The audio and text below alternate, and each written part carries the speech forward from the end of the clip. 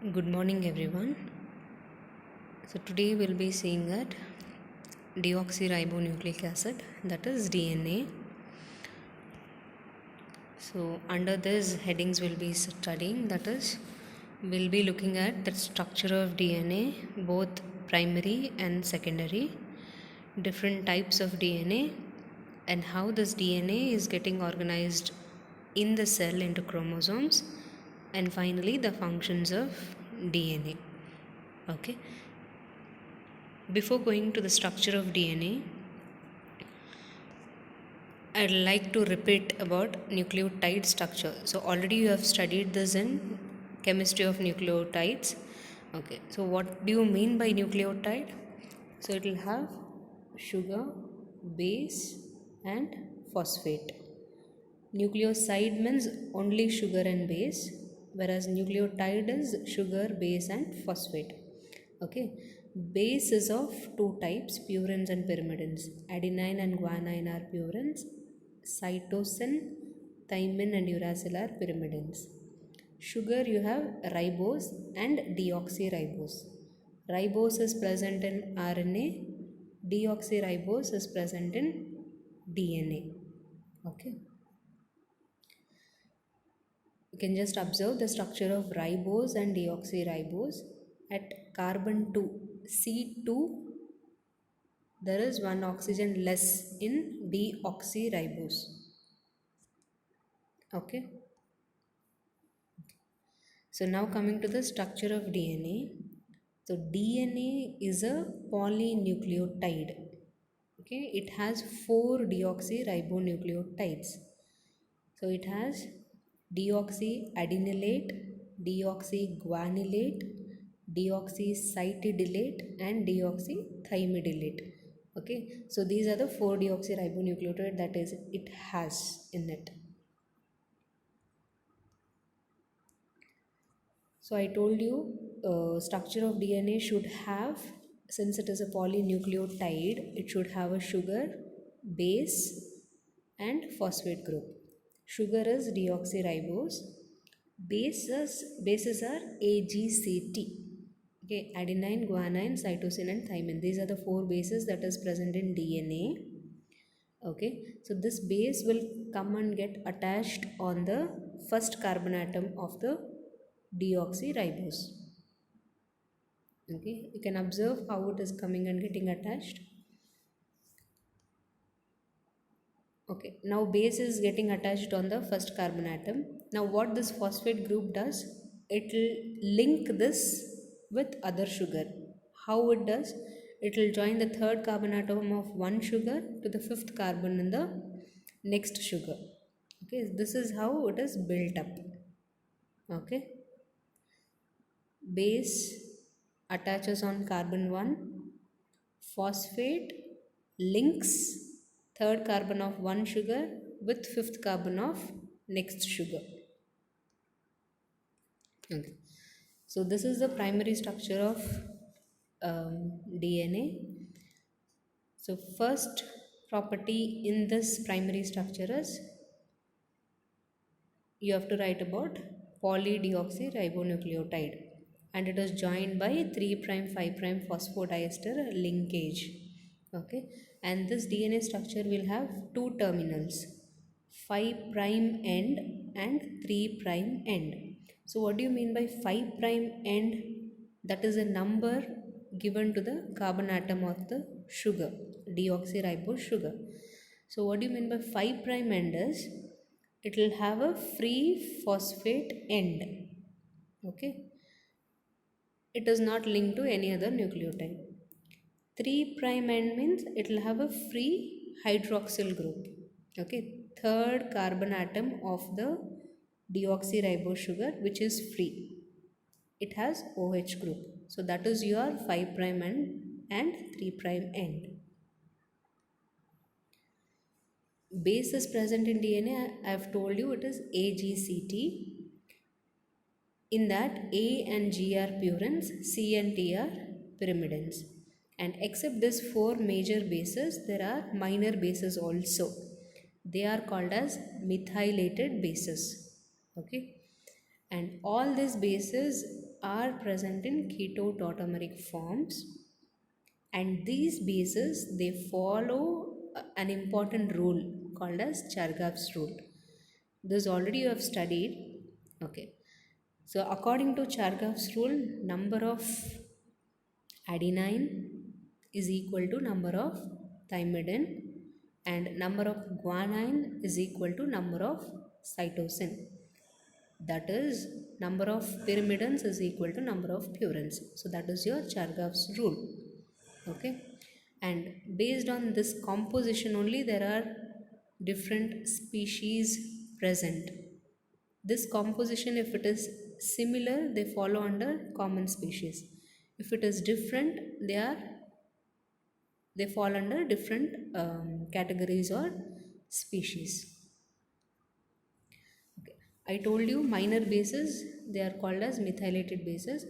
The cytosine, whatever is present in DNA, no, in that 5% will be methylated. Okay. And the methylation process is catalyzed by methylase enzyme or DNA methyltransferase, to be more specific. And why this methylation is important? Because studies have shown that hypomethylation is associated with development of cancer. Okay. Now the backbone of DNA has sugar and phosphate, and bases are arranged in the perpendicular to the sugar phosphate backbone. Now coming to the secondary structure of DNA. So this structure is discussed as Watson-Crick model also. Okay, Watson-Crick model or double helix structure of DNA. First important feature under the secondary structure is double stranded. Okay, you all know DNA is double stranded. It has a twisted ladder appearance. Second feature is anti-parallel. Okay, each strand has polarity. One strand runs from 5' end to 3' end. The other runs from 3' end to 5'. They are anti-parallel. Okay. And semi-conservative replication. Third feature. Semi-conservative means half will be conserved. That is, one strand acts as a template for the synthesis of another strand. That is called semi-conservative replication. Fourth feature is right-handed helix. So I told you it has two strands. That two strands twist in right hand. Okay, right hand side. And that helix, no, each helix or each turn will have 10 residues or base pairs. Okay. Each helix, the pitch is 3.4 nanometer or 34 angstroms. In one turn, there are 10 base pairs. Each base pairs are separated by again 0.34 nanometer or 3.4 angstroms. And the width of one helix or one turn is around 1.9 to 2 nanometers. All this you have to specify under Watson and Crick model. Fifth feature is complementary strands. The two strands are not identical to each other, they are complementary. Okay, and they follow this base pairing rule. Pyrimidine on one chain pairs with purine on another chain. Okay. Next, sixth is hydrogen bonding. So adenine, pairing of purines with pyrimidines or pyrimidines with purine, the hydrogen bond should be there to hold them. So between A and T there are two double bonds. That means one double bond, two hydrogen bonds. Between G and C there are three hydrogen bonds. Okay. A and T, two hydrogen bonds. G and C, three hydrogen bonds. So G and C is more stronger than A and T. Seventh feature is presence of grooves. There are two grooves, minor grooves and major grooves. Okay. And these grooves are parallel to the phosphodiester backbone, and they are winding or wound along the molecule. Why these grooves are important? Because they serve as a site or region for interaction of these regulatory proteins which control gene expression. You can observe the structure of DNA here. So first feature is double stranded, next is right-handed helix, then semi-conservative you have to tell, then anti-parallel 5' end and 3' end, then about helix, each helix has 10 base pairs. Okay, so all this with the diagram you have to explain. In this you can see the hydrogen bonds. Between C and G there are 3 bonds. Ta or At there are 2 double bonds, 2 hydrogen bonds. This is your sugar and the circle ones are your phosphates.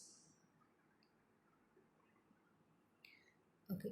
Now coming to the types of DNA. There are 3 types of DNA based on the conformational changes. It has B, Z and A. Or for you to remember easily, A, B, Z. Okay, A, B, Z are the 3 types of DNA that is found. So we all have B DNA, that is the most common form. It is a right-handed helix and it has 10 base pairs in it. Whereas Z and A are less common. Z is left-handed, it will have 12 base pairs per turn. A DNA, right-handed, 11 base pairs per turn. Okay. Different levels of organization. So till now we saw what is DNA, what all it has, how it is arranged, okay, what are the features we have seen. Now how this is getting organized itself into a cell we will see. Okay, you all know DNA is present in the nucleus. Okay, so this double stranded, how it is getting organized. So there are 4 levels. So first is formation of nucleosomes, second is 30 nanometer fiber, then formation of radial loops, fourth is formation of chromatin. So what do you mean by nucleosome? Okay, so DNA is getting organized in the nucleus. So first what it does, the double stranded DNA will first wound over histones to form nucleosomes. Histones you all know, it is a protein and it will have basic amino acids mainly in it. Concentration of basic amino acids are more in histones. Okay, so DNA plus histones is equal to nucleosomes. This nucleosome has core particle and linker DNA. I'll show the structure of nucleosome. So this is the structure of nucleosome. There is core histones and linker DNA. The blue circles you can see, that is your nucleosome, octamer of nucleosome. Sorry, octamer of histones, blue circles. Then the orange strand you can see, that is the DNA strand. The green one is H1 histone. After the green, the little portion of orange DNA strand is there, that is your linker DNA. That attaches one more nucleosome in it. Okay. So core particle, I told you, it will have 4 histone proteins. Histone proteins, they have these names H3, H4, H2A, H2B and all. Okay. Linker DNA is associated with H1 histone protein.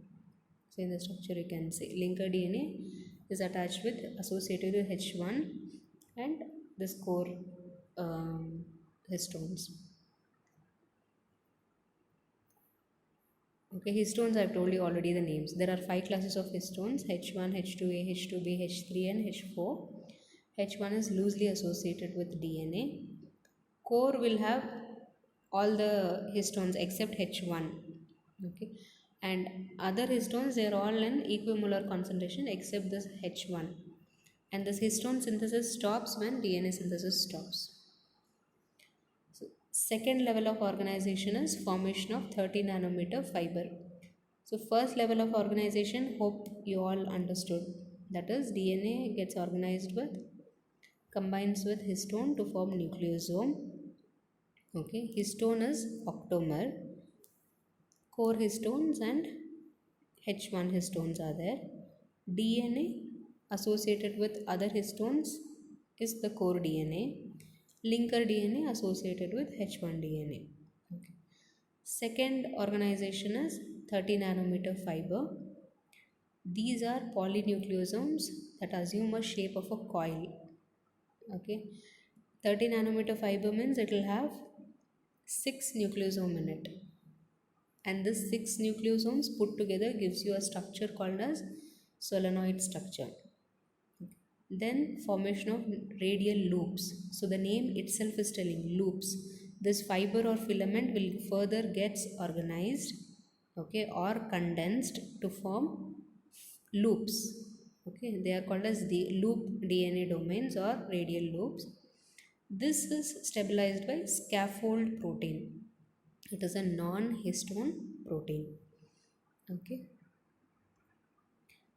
Final level of organization is formation of chromosomes and chromatin. Okay, so each chromosome will have a single DNA duplex and it will have 23 pairs of DNA is distributed among these 23 pairs of chromosome. Chromatin means it is a condensed form where it has double stranded DNA, histones and non-histone proteins. And chromatin is of two types, heterochromatin and euchromatin. Heterochromatin will have inactive genes, transcriptionally inactive genes. Euchromatin carries active genes. Here you can observe the different levels of organizations of DNA. So first 2 nanometer is the width of the DNA helix, double DNA helix, that gets associated with histones to form nucleosomes, that is 10 nanometer.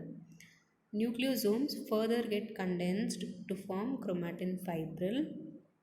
Okay, this again condenses to form loops, radial loops or DNA loops. Then furthermore condensation to form chromosome. Okay, finally coming to the functions of DNA. So DNA, it is involved in 4 main functions: replication, transcription, DNA repair and recombination. Okay, so in detail about the functions we will be studying in further molecular biology classes. So as of now, replication means it is involved in cell cycle and regulation also in treatment of cancer and etc. Transcription, the synthesis of RNA. Based on the RNA which is synthesized, the protein respective proteins will be synthesized, right? So if the DNA has order is okay, no mutation, no mismatch, nothing, the DNA RNA synthesized will be correct. Based on the RNA, the respective proteins will be there. When there is any problem with the DNA structure, RNA is affected, protein synthesis is affected. So there might be over synthesis of protein also, and or there might be impaired synthesis also. Okay, then DNA repair mechanisms also in molecular biology classes you'll be studying. Then recombination, this in genetics, recombinant DNA technology you'll be studying about this. Okay, so this completes DNA structure and functions. Mainly here you have to concentrate on structure of DNA. When that is asked, you have to explain under two headings: primary structure and secondary structure. So under primary, you have to tell about what are the bases it has, how base gets attached, how phosphate group links the ribosomes, about Chargaff's rule, okay, purines pairs with pyrimidine, the concentration of purines and pyrimidines are equal, all these things you have to write. Secondary structure, two strands, double helix, right-handed, anti-parallel, complementary, okay, all these you have to write under secondary structure. Okay, I hope this is clear about DNA structure, types of DNA and functions. Thank you.